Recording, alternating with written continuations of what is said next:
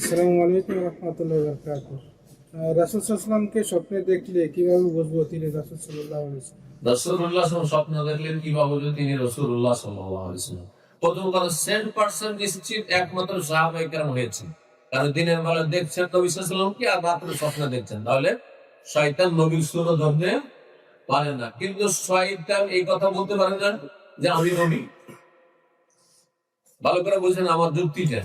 শয়তান নবীর সুরত ধারণ করতে পারে না, রূপ ধারণ করতে পারে না, কিন্তু শয়তানকে বলতে পারে না যে আমি নবী। পারে না, পারে না? যদি না পারে তো মানুষ শয়তান কেমন করে বললো আমি নবী? মির্জা গোলাম কাদিয়ান আমি নবী, তাই না? মুসাইলামুল কাযযাব আমি নবী, আসওয়াদ আনাসি একজন বলেছে আমি নবী, মুতানাব্বি একজন বলেছিল যে আমি নবী। তাহলে তো মৃত্যুর নবী তো মেলা মানুষ শয়তান দাবি করেছে। তো জিন শয়তান রাতে স্বপ্নে এসে বলতে পারে না যে আমি তোমার নবী এসেছি, তুমি যাও অমুক জায়গায় আল্লাহ ওলি শুয়ে আছো, ওখানে গিয়ে সিজদা করো, বলতে পারে? নবী বলবেন এই কথা? হ্যাঁ, না কখনো বলবো। তার মানে শয়তান আপনাকে নিয়ে খেলা করছে, এবার বুঝতে পেরেছেন?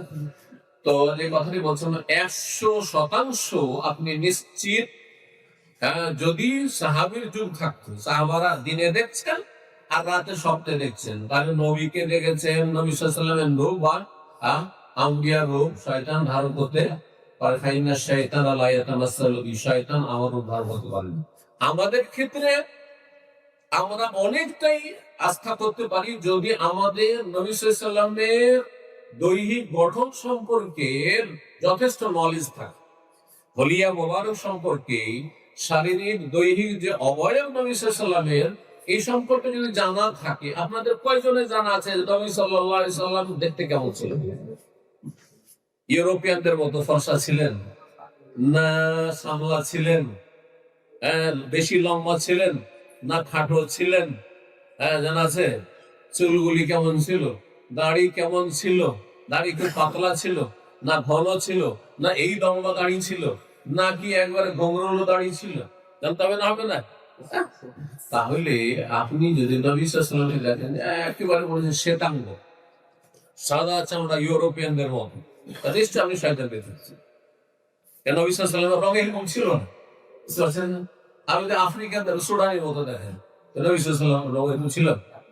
অথবা সামলা দেখেন, যদি একবার সামলা যেমন এশিয়ান অধিকাংশ মানুষ সামলা যেমন, ওইরকম ছিলেন না। আরবদের মধ্যে যেমন উজ্জ্বল ফর্সা যেটা হয় লালের সাথে সাদা, ওই রকম ছিল। তাহলে এই বিষয়গুলো সম্পর্কে যদি যথেষ্ট জ্ঞান থাকে আর তারপরে ভালো উপদেশ দিচ্ছেন আর ভালো কিছু আপনি পেশ করছেন, তাহলে আপনি বলতে পারেন নবী সাল্লাল্লাহু আলাইহি ওয়াসাল্লাম আমি স্বপ্নে দেখেছি। কিন্তু আপনার জ্ঞান যদি সীমিত থাকে অথবা ইসলাম বিরোধী কোনো কথা আপনাকে বলে স্বপ্ন যুগে এসে, তাহলে নিশ্চয়ই আপনি নবীকে দেখেননি। কারণ নবী সাল্লাল্লাহু আলাইহি ওয়াসাল্লাম আসল রূপ সম্পর্কে আপনার জানা, অন্য রূপ ধারণ করে এসে বলছেন আমি নবী। বুঝতে পেরেছেন? জি শেখ, এখানে তারপরে নবী সাল্লাল্লাহু আলাইহি ওয়াসাল্লামের স্বপ্ন দেখলে জান্নাত পাবেন নাকি? আরেকটা মাসলা শুনেন, নবী সাল্লাল্লাহু আলাইহি ওয়াসাল্লামকে কেউ যদি স্বপ্নে দেখে তো জান্নাত পাওয়া যাবে? আচ্ছা, যারা জীবিত অবস্থায় নবী সাল্লাল্লাহু আলাইহি ওয়াসাল্লামকে দেখেছে কিন্তু ঈমান নিয়ে আসেনি, তারা জান্নাত যাবে? আবু জাহল দেখেনি? আবু লাহাব দেখেনি? ইবনে উমাইয়া মুনাফিক দেখেনি? কতবার দিনে দেখতো তারা, ঠিক কিনা? তাহলে নবীকে দেখলে যখন জীবদ্দশায় দেখে জান্নাত পায়নি কাফের, বেদী, পাপী, তাহলে আপনি স্বপ্নে দেখলেন অথচ আধা নামাজ আর জান্নাতের আশা করে বসে আছেন, চলবে?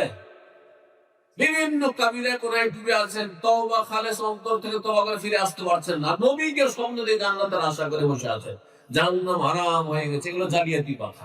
হ্যাঁ, আপনার আমল যদি ভালো থাকে, তার সাথে যদি নবীকে স্বপ্ন দেখে আর নবীর হুলিয়া মোবারক দৈহিক অবয়বের সাথে মিল খায়, তাহলে এটা আপনার জন্য আল্লাহ কখনই সম্ভব ভালো জিনিস, এতে কোনো সন্দেহ নেই।